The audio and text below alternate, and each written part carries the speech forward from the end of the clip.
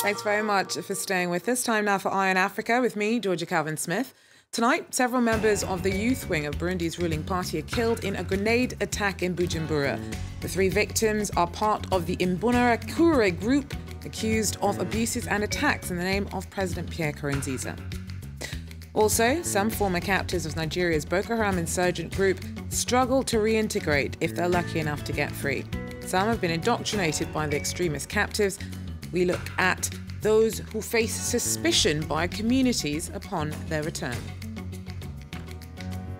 And in a bid to stem the tide of extortion and exploitation of locals by cartels who control access to water, a new project in Africa's biggest urban slum uses rooftop plumbing to allow people in Kibera to tap into a vital resource.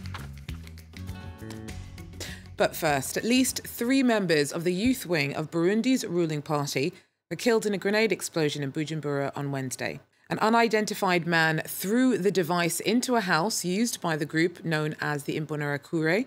The wings attracted criticism over alleged attacks and intimidation of opponents of President Pierre Nkurunziza. The attack took place in the district of Musaga in the south of the capital Bujumbura. Soldiers were deployed in the area on Thursday. The grenade attack left 3 people dead. The victims were members of the ruling party's youth league, the Imbonerakure.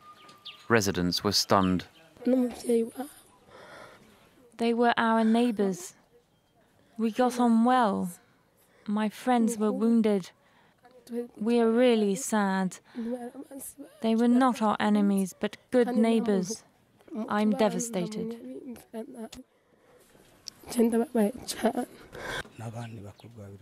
3 young men were killed. 2 girls and their mother were wounded. They were taken to the hospital. We think the murderers knew the victims and followed them.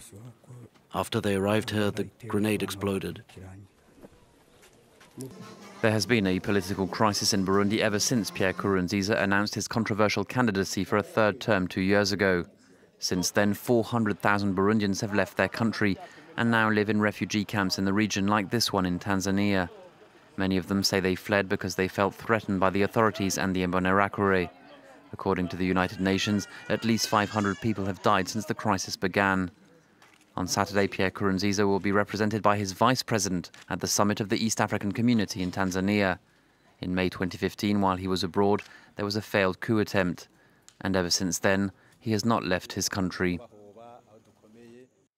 Congolese authorities say that they've recaptured 179 prisoners who escaped from Kinshasa's main prison on Wednesday. Police had originally said that about 50 prisoners had got out of Makala prison and blamed the jailbreak on supporters of a Christian cult leader being held there.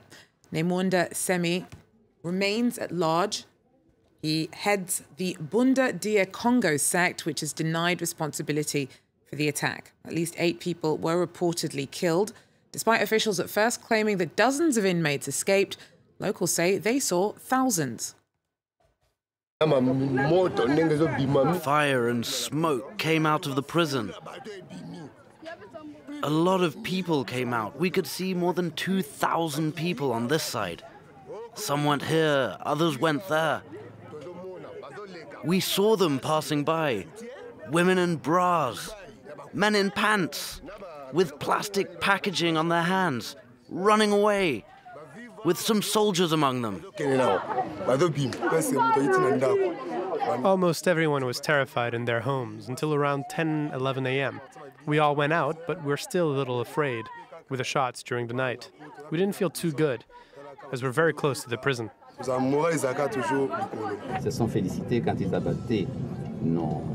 They were congratulating each other when they were killing our guards. Some people died, and they were celebrating. And the aim was clear: to break Nemunda Nsemi out of the jail and to create chaos. So we have no doubts about who did this. Now,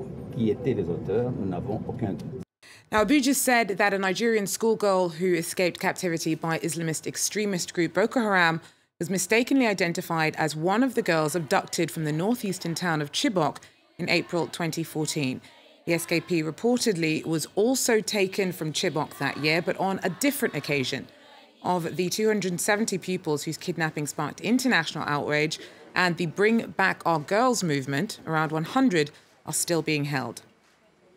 Now, theirs was the most high-profile kidnapping case, but over the course of Boko Haram's 8-year violent insurgency, they've taken thousands of adults and children from their homes. The group's increasingly using captives, especially young girls, as suicide bombers. Those who are lucky enough to return to their communities are sometimes viewed with suspicion. A brief moment of joy in northeast Nigeria, the homeland of Boko Haram. Yusuf was just 11 when he was taken by the jihadists along with his parents. After a week, they managed to escape, but the army held them for 2 months for interrogation, and his mother and father are still detained. When Boko Haram arrived in our village, they took me and the other boys to teach us Islam in the Quranic school. They taught the grown-ups how to use weapons, but not me. Mass kidnappings are common, and children are often indoctrinated and forced to fight alongside the Islamists. Aisha's father was shot and her mother imprisoned and starved when they tried to stop the group marrying her off to a combatant. After 2 years, the army freed her. They were asking us to carry a bomb and target army posts. They said that if we did, we would go to heaven and some girls would be accepted.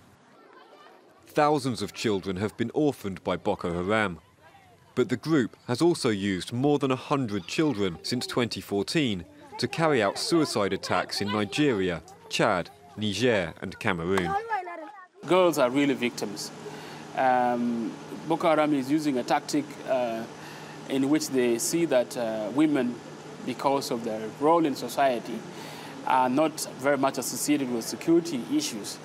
So they could easily go into a community or a population and cause more damage.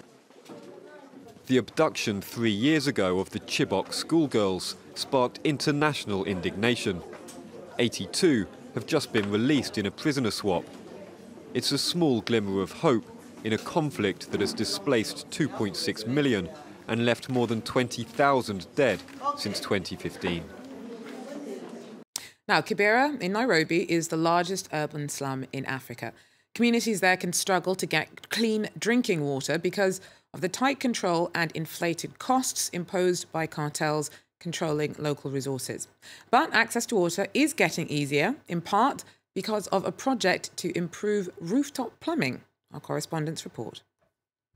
Hundreds of thousands of Kibera's residents spend half their days just collecting water. In this informal settlement, there are few boreholes and little government infrastructure.